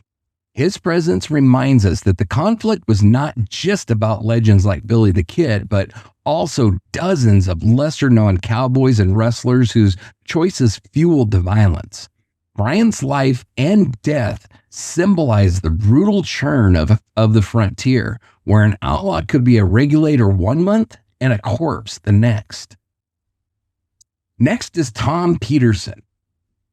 Tom Peterson's name rarely surfaces in the gunsmoke and the fire of the Lincoln County War, yet his presence reminds us that this bloody feud was fought not only by legends, but also by dozens of unknown cowboys drawn into the maelstrom. Little survives of Peterson's early life. Unlike the ironclad regulators whose deeds filled the papers and the court records, Peterson's story is thin, tucked into rosters and lists preserved by historians. What we do know is that he was a cowboy, one of the many ranch hands in Lincoln County caught between monopoly and survival. After the murder of Tunstall, men like Peterson were faced with a choice: stand idle under Murphy Dolan's monopoly, or ride with those demanding justice. Peterson chose the latter, falling in with the Regulators, a band that began as a deputized posse and ended as a vigilante army. Peterson was not among the famous shooters at Blazers Mill or the dramatic ambush that killed Sheriff Brady. nor is his name attached to the fiery last stand at the McSween house. Instead, he is listed among the, quote, additional documented members. Men who swelled the Regulators' ranks in the long weeks between ambushes and sieges. His role was likely that of a scout, rider, and a gun in the background, helping guard horses, track cattle, and hold the line when the numbers meant survival. For every iconic figure like Billy the Kid or Doc Scurlock, there were a dozen men like Tom Peterson, armed, committed, but anonymous in the greater telling of the war. Tom Peterson's story is the story of the forgotten fighters. No dime novel was written about him, no ballad sung. He left no trial transcript, no obituary in distant newspapers, yet he stood shoulder to shoulder with the men who would become legends, sharing their dangers, if not their fame. His quiet inclusion in Regulator rosters is more than a footnote. It is proof that the Lincoln County War was not just a clash of giants, but a communal struggle that swept up ordinary cowboys, Hispano ranchers, and local boys looking for justice or simply protection. Tom Peterson fades into the background of history, but his saddle print remains alongside the rest, a reminder that legends are built not only by the names we remember, but by those that we forgot. Which brings us to another one with a freaking cool name, and that is Tiger Sam Smith. There you go. Tiger Sam Smith, sometimes remembered under the name Fred Wyatt, was not a legend like Billy the Kid, but a tough cowboy who stood in the smoke and the fury of the Lincoln County War's bloodiest days. His story shows how fast an ordinary ranch hand could be pulled into an extraordinary violence, only to meet an equally violent end. Smith stepped into the storm immediately after Tunstall's murder. On February 19th, he sat at the coroner's jury investigating Tunstall's killing, placing himself squarely against Sheriff William Brady and the Murphy-Dolan faction. His defiance earned him an early arrest, one of many young men jailed for daring to question Brady's authority. Released soon after, Smith took up arms with the newly formed Regulators. On March 9, 1878, Smith rode with some of the most hardened men of the frontier. Billy the Kid, Dick Brewer, Charlie Bowdry, the whole bunch, tracking William Morton and Frank Baker, the gunmen accused of murdering Tunstall. Along the road near Blackwater Creek, the prisoners and their escort did not make it back alive. Morton, Baker, and McCloskey all ended up dead, and Tiger Sam was counted among the shooters. This episode marked the hard turn of the Regulators from lawful posse to vigilantes. For Smith, it was both the height of his notoriety and the beginning of his disappearance from Lincoln County. Soon after Blackwater, he left the war behind, riding east into Texas and then down into Pecos country. Back in Texas and southeastern New Mexico, Smith returned to the trade that he knew best, cattle. By 1882, he had married Julia Purley Ward, and together they raised 7 children. Among neighbors and fellow hands, Smith gained a reputation as one of the toughest cowboys around, hard riding, hard shooting, and loyal to his kin. But the frontier gave no guarantees. In April of 1880, while working cattle on the harsh flats south of Lincoln, Smith crossed paths with a band of Apache warriors. Outnumbered and exposed, he was cut down in the skirmish. He died, as many of his generation did, by violence under the wide New Mexican sky. Tiger Sam Smith's life is a blueprint of the forgotten Regulator. A cowboy swept into the violence of the Lincoln County War, a gun in the shadows of Blackwater, a man who walked away before the final infernos of Lincoln but could not escape the brutality of the frontier. He left behind a family, a reputation for toughness, and a name, half remembered, half lost, that still rides the margins of history. His story is proof that the Lincoln County War was not only about the great players and the legends, but also men like Smith, ordinary hands who found themselves drawn into extraordinary gunfights and who carried the scars or the fatal price long after the smoke cleared. Next, we have Matt Steinmuller. Matt Steinmuller is one of those names that survives only because it was scribbled into a roster. His life is mostly a blank page, but even blank pages matter in the story of the Lincoln County War. He was there, he carried a rifle, and he rode beneath the Regulators' banner when justice and vengeance blurred into one. Almost nothing is known about Steinmuller's early years. His surname suggests German heritage, and it's likely that he was an immigrant or a first-generation American working as a cowboy, drifter, or a local ranch hand in the Lincoln County area. He was not part of the ironclad circle, men like Billy the Kid, Doc Scurlock, or the Coe cousins, but his inclusion in reliable rosters shows that he was present during the violence of 1878. The lack of detail about his past reflects a reality of frontier history. Not every man who strapped on a gun and rode into battle left behind a memoir, a newspaper obituary, or a family lineage to carry the table. Steinmuller belongs to that wide class of cowboys whose presence mattered, but whose stories slipped into silence after the gun smoke cleared. Steinmuller joined the Regulators after the murder of Tunstall, and by then the group had swollen beyond its small inner circle. For every ironclad gunfighter, there were several lesser-known riders, men like Steinmuller, who provided the extra rifles that kept the fight going. While not recorded at the ambush of Sheriff Brady, the Buckshot Roberts fight at Blazer's Mill, or the fiery 5-day battle, Steinmuller's name survives among the documented Regulators, listed in contemporary accounts and later research. His role was probably that of a support rider, scout, a lookout, or a rear guard, helping to swell the ranks when the Regulators needed to show force against Murphy Dolan's hired guns and corrupt deputies. It's easy to imagine him on the edge of a skirmish, rifle braced across the saddle, scanning the mesquite flats for dust clouds that meant an approaching posse, or standing guard in a ranch house while the ironclads debated their next move. Matt Steinmuller's story is not about headline-making gunfights or famous last words. It's about the forgotten men, the dozens of cowboys and day hands who drifted into the conflict, fought briefly under the Regulator banner, and then drifted out again. His obscurity reinforces the truth. The Lincoln County War was never just a duel between a handful of famous names. It was a community conflict, and men like Steinmuller were part of its fabric. Without them, the Regulators would have been little more than a handful of hot-headed kids with pistols. With them, they became an army, briefly capable of challenging one of the most entrenched monopolies in the New Mexico Territory. Steinmuller's life and fate remain unknown, but his name, surviving on rosters over a century later, reminds us that even the quietest gunman carried weight in the Old West's bloodiest feuds.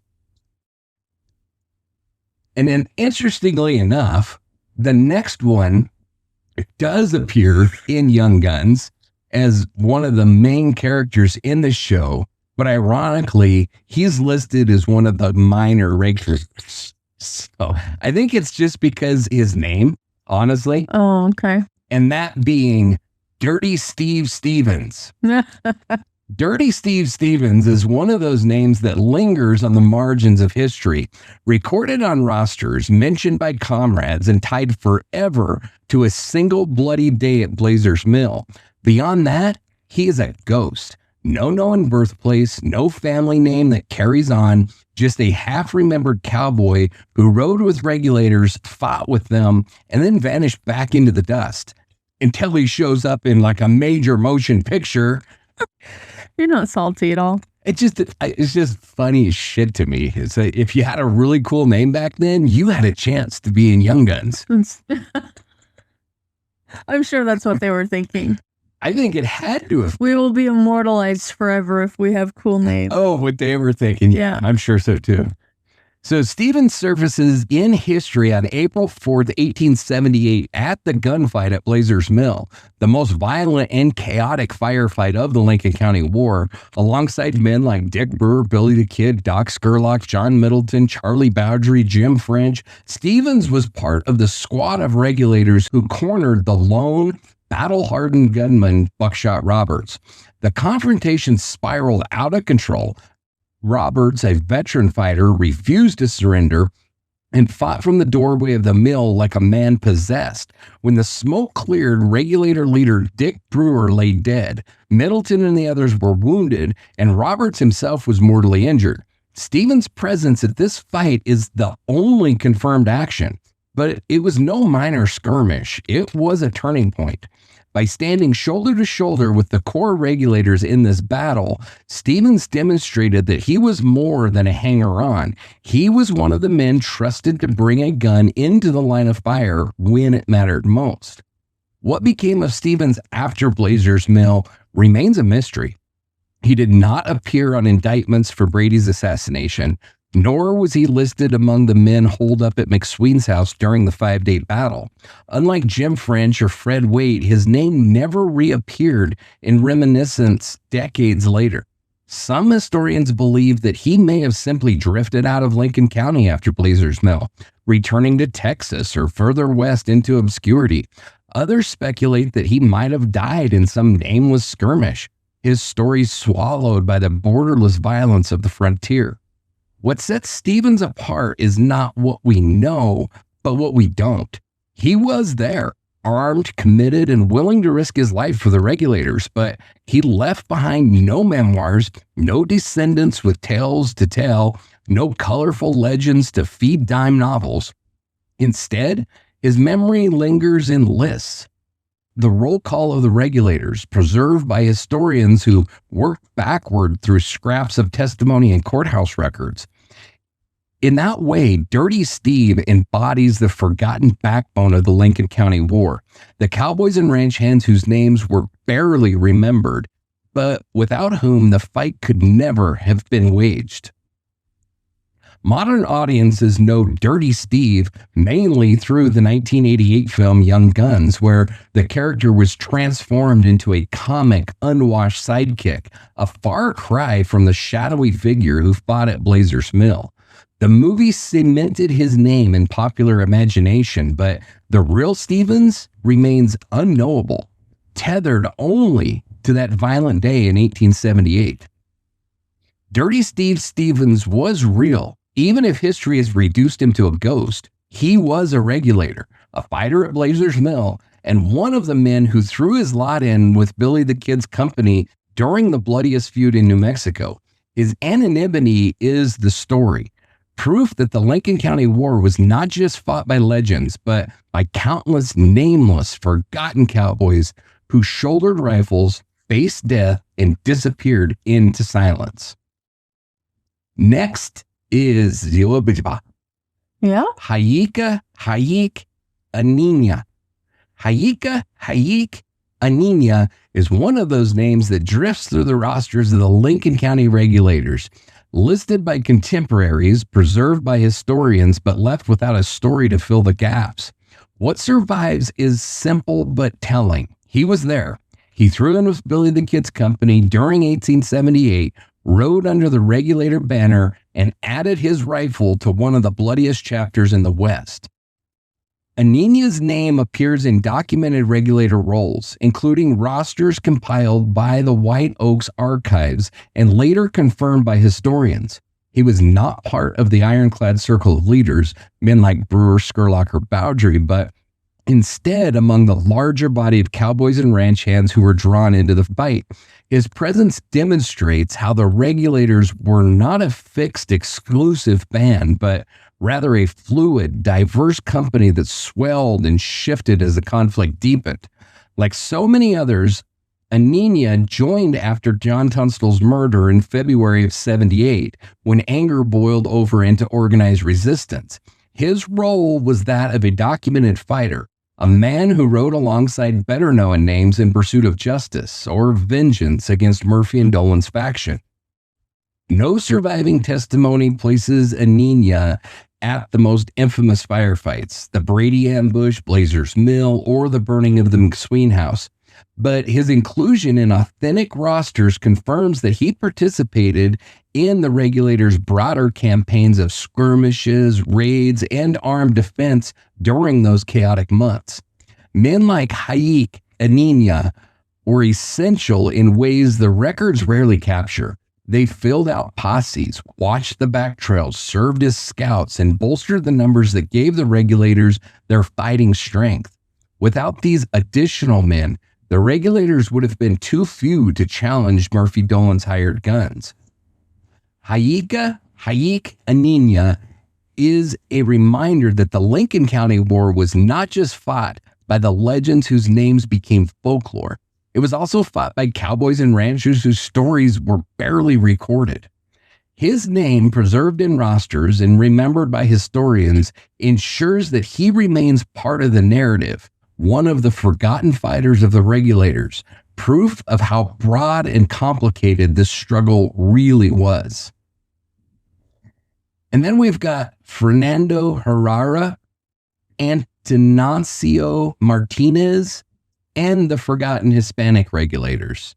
So Fernando Herrera was a respected Hispano rancher and marksman from San Patricio, tied deeply into the Spanish-speaking communities that formed the backbone of Lincoln County. He became father-in-law to Doc Scurlock, binding him by kinship to one of the Regulator leaders. Locals remembered him not only as a cattleman, but as a steadying figure who lent credibility to the largely Anglo-led movement against Murphy and Dolan. Herrera did not ride as one of the ironclad Regulators, but he raised a contingent of about 25 Hispano fighters. Neighbors and kin from San Patricio and Pacacao, who acted as auxiliary allies to Tunstall's men. His famous contribution came during the 5-day battle in July of 78. From the rear of the Montana house, Herrera leveled a Sharps rifle and, with legendary precision, killed Charlie Crawford, a Murphy Dolan enforcer and member of the Seven Rivers Warriors, at an estimated distance of more than 500 yards. Absolutely not the way that Charlie Crawford died in the movie. Anyway, for the record. So unlike many of his contemporaries, Herrera survived the conflict, returned to his ranching life, and lived long enough to see the myths of Billy the Kid and the Regulators take root. He died in Alamogordo in the 1930s, remembered by descendants as both a fighter and a patriarch. Then we have Antonio Martinez. Antonio Martinez was a Spanish-speaking constable in Lincoln County in early 1878. Trusted by Justice of the Peace John B. Wilson, Martinez represented the link between Hispanic civic authority and the young Anglo ranchers who sought justice after Tunstall's murder. On February 20th, 1878, just a day after Tunstall's funeral, Martinez received warrants from Judge Wilson for the arrest of Tunstall's killers. To execute them, he deputized Billy the Kid and Fred Waite, an act that legally placed the future Regulators under sworn authority. Sheriff William Brady and his deputies immediately undermined this authority, disarming and humiliating Martinez, Bonnie, and Waite at the Murphy store before detaining them for hours. This early clash illustrated the corruption that fueled the war. Lawful deputies arrested by the very sheriff sworn to uphold their work. Martinez continued to ride with the Regulators, sometimes splitting off with Herrera's Hispanic contingent, and joined them in actions at the Mescalero Agency and beyond. Martinez survived the conflict, returning to civil life in Lincoln County. While he faded from the headlines, his role as the man who first placed Billy the Kid under legal oath remains one of the most striking moments of irony in the war's tangled history. While men like Herrera and Martinez are documented in detail, dozens of other Hispanic cowboys and villagers also took up arms. Their stories, though fragmentary, remind us that the Regulators were not solely an Anglo affair. Jose Maria Sanchez, remembered in rosters as a local rider who joined temporarily for raids and for scouting. Martin Chavez led a small group of Hispanic fighters who supported the Regulators during the 5-day battle, but soon returned to ranch life. Unnamed villagers from San Patricio and Caco provided food, shelter, marksmanship, and intelligence, often risking their homes and families to side with McSween's faction. The Hispanic Regulators, Herrera, Martinez, Zamora, Romero, Gonzalez, Salazar, and countless unnamed ranch hands, embodied the often overlooked diversity of the Lincoln County War. For them, the conflict was not just about loyalty to Tunstall or McSween, but about resisting a monopoly that threatened their land, their livelihoods, and their families. Their contributions were indispensable. Herrera's rifle fire changed the tide in battle. Martinez gave Billy the Kid his first legal badge, and others died beside their Anglo comrades in the smoke and the blood of Lincoln streets. And then completing the roster, we have Jose Maria Sanchez, which we already mentioned, Martin Chavez, Fernando Herrera's San Patricio auxiliaries, and so beyond just himself, several local men's names, often fragmentary, appear in oral tradition as part of his 25-man support group. These include distant kin of Herrera and extended family from San Patricio and Bacaco. These men manned sharpshooter positions and helped cover Regulators' escapes. Most faded back into the village anonymity after the war, leaving Herrera as the sole remembered figure. When Martinez first deputized Billy the Kid and Fred Waite under John B. Wilson, other Hispanic cowboys were briefly sworn in for the same task. Their names are lost to time, but records suggest that Martinez commanded a small Spanish-speaking posse alongside the emerging Regulators before Sheriff Brady forcibly disarmed them. Beyond the better documented figures, McCloskey, Romero, Gonzalez, and the whole bunch, rosters occasionally list additional Regulators without details. These include Jose Chavez, which is distinct from Jose Chavez y Chavez, probably a local Hispanic ranch hand, unnamed San Patricio riders, often grouped under Herrera's auxiliaries, and transient cowboys who joined for single raids and then disappeared from the historical record. These forgotten men underscore a crucial truth. The Regulators were not a fixed band of a dozen legendary fighters. They were a shifting coalition, sometimes swelling to 40 or more, blending Anglos, Hispanos, ranchers, cowboys, constables, and outlaws. Some, like Yginio Salazar, lived to old age and left oral histories. Others, like Francisco Zamora and Vicente Romero, died in the fire and the smoke of the McSween house. Many more, like Tom Peterson or Yginio, are remembered only because their names were written into a roster before they vanished into obscurity. Together, they remind us that the Lincoln County War was not just fought by Billy the Kid and his famous companions. It was a community-wide conflict, and these lesser-known Regulators paid the same price of blood, fear, and survival. The testimony of the Regulators has been entered into the record. One by one, we've heard their stories: foremen and farmhands, poets and drifters, cousins and comrades. Some wore the badge in later years, some wore chains, and others never escaped the desert winds that carried them to an unmarked grave. Individually, their verdicts are as varied as the men themselves, but as a group, their story converges on a single point in time. They were not born vigilantes. They were not scheming outlaws. They were cowboys, ranch hands, and hired men who might have lived quiet lives had history allowed it. What bound them together was the cold-blooded murder of John Henry Tunstall, a killing carried out in broad daylight under the color of law. That single shot did more than take a life. It stripped away the illusion that Lincoln County's courts or sheriffs could ever protect them. Faced with a system already bent by monopoly and bribery, they took the only path left open.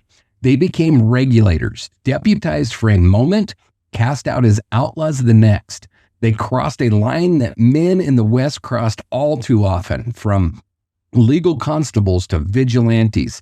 Some embraced it, others carried the burden to their dying day, but all of them were forced into a trial where the law itself was the first casualty. In the years that followed, their paths scattered. Henry Newton Brown died at the end of a lynch rope. Fred Waite returned to the Chickasaw Nation and lived as a statesman. George Coe survived the war, his eyesight lost to the gunfire, but his voice preserved in memoir. Billy the Kid became legend. Yginio Salazar carried his scars in silence. Some sank deeper into outlawry. Others climbed back toward respectability. The war branded them all, but it did not define each of them forever. And so, we withhold judgment on these men as individuals. We withhold judgment on the war itself, who was right and who was wrong, whether the House or the McSween faction carried the greater guilt. The case is still before the court, and its arguments remain unfinished. But the verdict of time on the Regulators as a group is this. They had little choice. In a country where the badge was bought and justice corrupted, vigilante justice was often the only justice left. They were not saints, nor were they devils, but men driven by circumstance into a role history remembers more starkly than they might have chosen for themselves. The Regulators have stepped down from the stand. Their testimony is complete. What began as a ranch crew became a vigilante company, bound by the murder of John Tunstall and set adrift when the law itself abandoned them. We'll reserve judgment on the Lincoln County War, on who was right, who was wrong, and whether justice ever truly existed in Lincoln at all. That trial is still before us. But for now, the record shows that the Regulators were men caught in a crucible, pressed into chaos most never sought. And history has marked them, not as individuals alone, but as a brotherhood forged in blood. The Regulators' record is entered. Their testimony rests, but no trial is complete without hearing from the other side. Waiting beyond these walls is the House, the monopoly of Murphy, Dolan, and Riley, backed by the Santa Fe Ring and the power of corrupted courts. They held the deeds, the ledgers, and the badges that wielded the law not as a shield but as a weapon. If the Regulators were born from the murder of John Tunstall, then the House was the hand that struck first. And in this courtroom of history, their turn on the stand is coming. The Regulators have stepped down from the stand, their testimony complete. From ranch hands to vigilantes, they were bound by the cold-blooded murder of John Tunstall, forced into a war where the law itself had already collapsed. And while some of them went on to wear badges, others drifted into outlawry, and still others tried to build quieter lives. The truth is, they didn't start this fight. The system left them no choice. Exactly. The verdict of time on the Regulators as a group is not that they were saints or villains, but men caught in a crucible where vigilante justice was often the only justice available. But the larger case, the Lincoln County War itself, is still before this court. We've yet to weigh the full record of the House, of Murphy, Dolan, Riley, and the machine behind them. Who was right, who was wrong, and that judgment is still to come. And when it comes, it will not be simple, because justice in Lincoln County was never simple. Before we close today's session, don't forget to support the show, follow or subscribe on Spotify, Apple Podcasts, or YouTube so you never miss an episode. Leave us a review. It helps more listeners find their way into this courtroom. And if you want to take your seat on the jury of history, share this podcast with friends, family, and anyone who loves the truth behind the myths of the Old West. For those who want to go farther, you can support us directly on Patreon, Ko-fi, or Substack. Every contribution keeps the research alive and the lights on in this courtroom of the past. You can also be part of the work itself through our Adopt a Victim program. You can choose a forgotten case to champion, helping bring long lost voices back to the record. Or, if you have skills to lend, join the Dark Dialogue Collective, our volunteer network of researchers, searchers, and advocates who keep these stories moving forward. Your support spreads the word, fuels the investigation, and ensures these trials of history are never forgotten. The jury of history never adjourns. Let the past take the stand and the guilty face the gallows.